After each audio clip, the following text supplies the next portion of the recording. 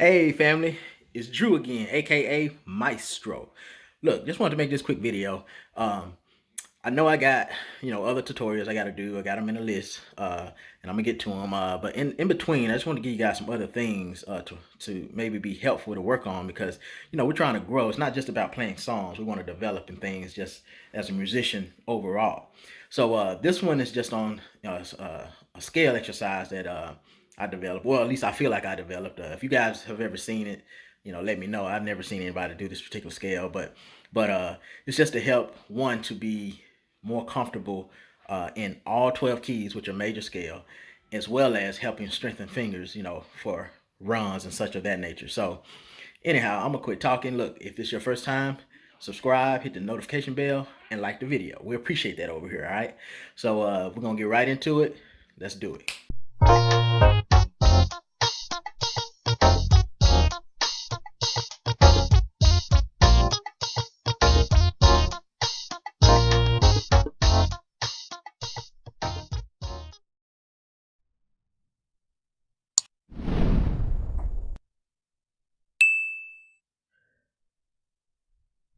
All right, see it, player family. Let's get into this scale exercise.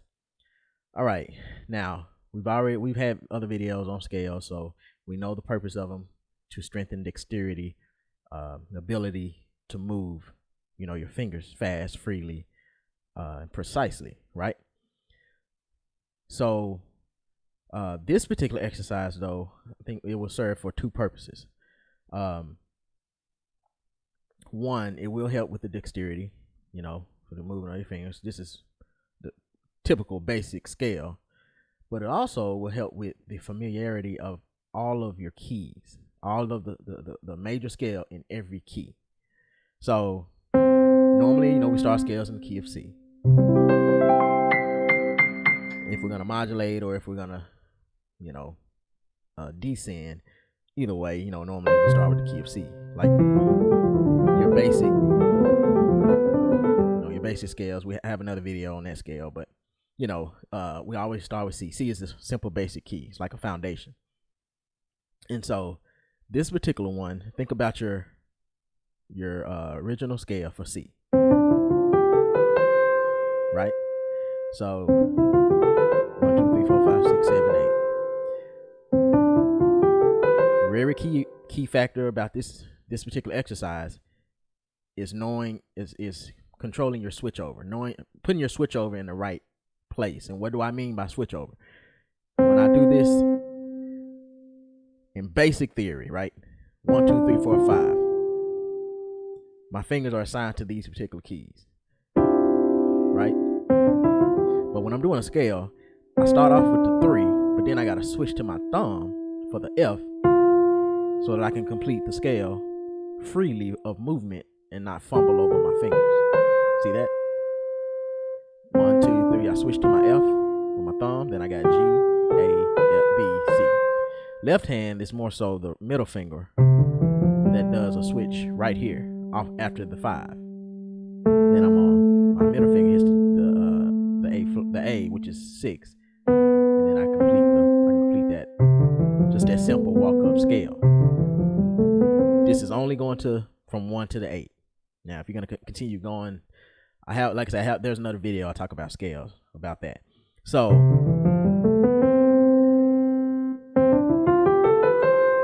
right now, when you do this scale and you end up on the 8, now this is the 8 of the key of C, right? Now think about all your other scales.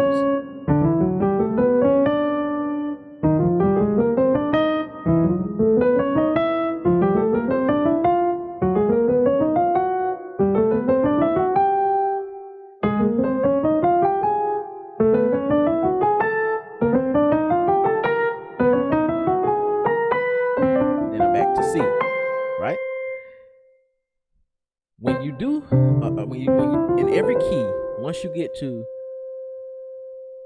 the key of whatever scale you were doing it in, that key is the 7 of the next key. This C is the 7 of the key of C sharp. 1, 2, 3, 4, 5, 6, 7, right? So the idea, once I get to my bass note, then I transition or transpose my mind to now I'm in the key of C sharp. Now notice I said transition. I said transpose my mind, not transpose the keyboard. We know that does nothing but handicap. As you're growing as a musician, it's best to, go ahead and figure it out in another key. That's why the practice time is where we try to place that. So, not trying to do that at an actual performance. That's not the time to practice, in a different key. But to do that in your spare time, in your private time, so that you become more comfortable. So, anyhow, when you walk up, now I'm in the key of C, but once I get back to the root note, now I'm thinking I'm in the key of C sharp, and I'm gonna descend in the key of C sharp. Saw that? So this is the 7 of C sharp. That's the 6, 5, 4, 3, 2, 1. Now I'm gonna walk up in the key of C sharp, but once I get back to the bass note of C sharp, now I'm transitioning my mind to be in the key of D, because I'm modulating. So I'm gonna descend in the key of D. Right? Now I've never seen this particular exercise before. I was just playing around, one day, and discovered that I could do that in every key and modulate with it. Not saying it's not out there, but I think it is extremely helpful, right?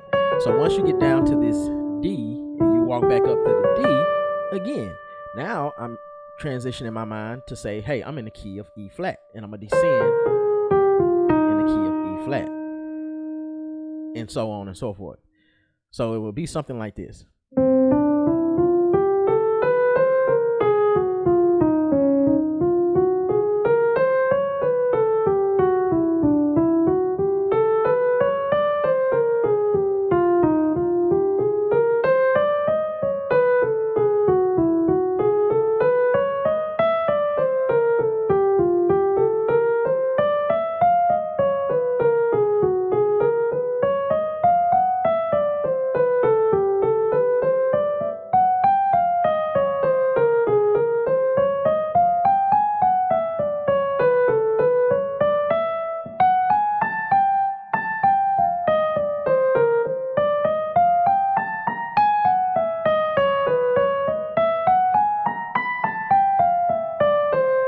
Till I get back to where I started. I started in the key of C, and I just ended in the key of C.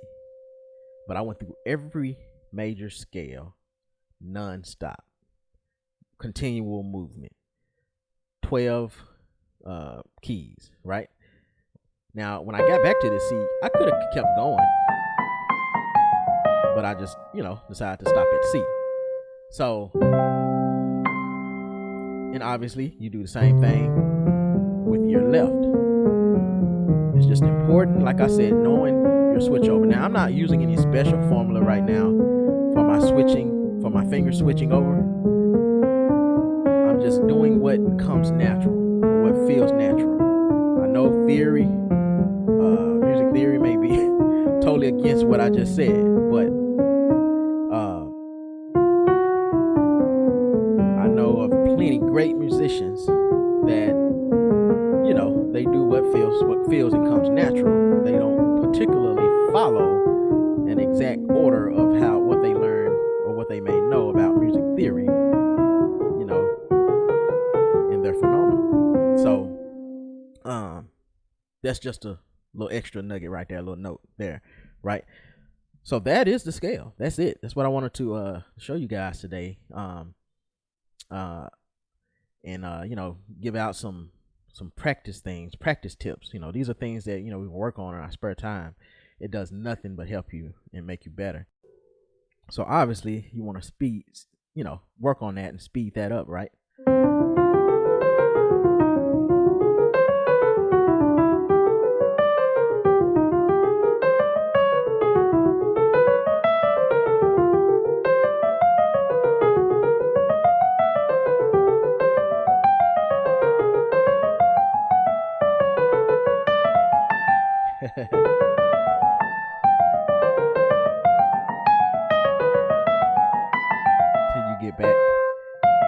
get back to the root key wherever you start. And like I said, you can start it anywhere. I can start it in B flat.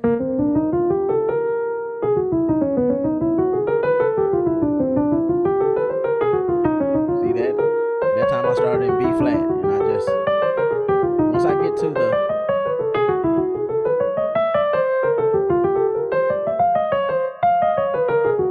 the root note,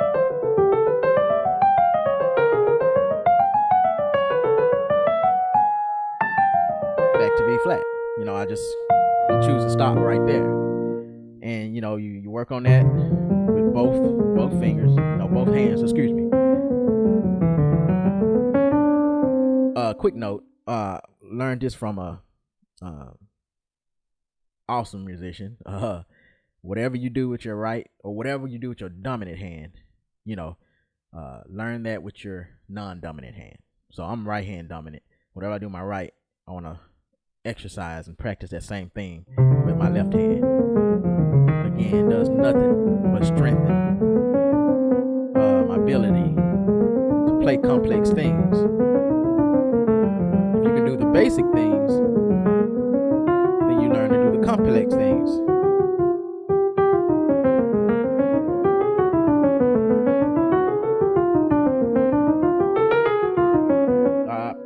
I did the wrong note right there. See, trying to talk and do it at the same time, that takes concentration. But that's the idea.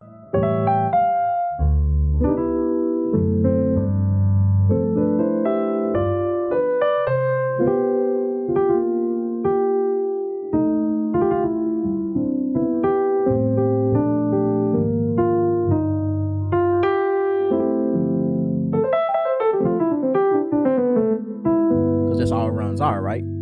Scales.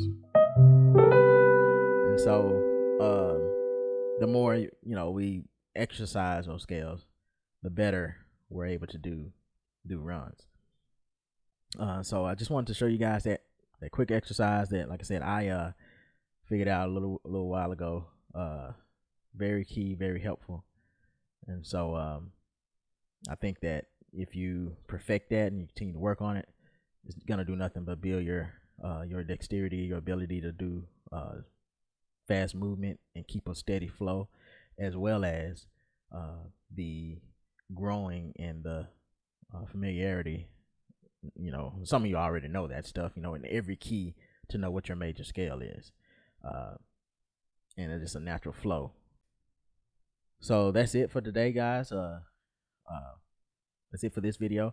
Just wanted to share that quick exercise that will help you guys grow and develop, just a better feel and flow when it comes to, doing runs or scales or what have you. And that all goes together. And so I hope this was helpful. Let me know, what you guys think in the comments down below. If it's your first time, like, subscribe, and hit the notification bell. And we will see you guys in the next video. Thank you for watching and attending. God bless, and be safe out there.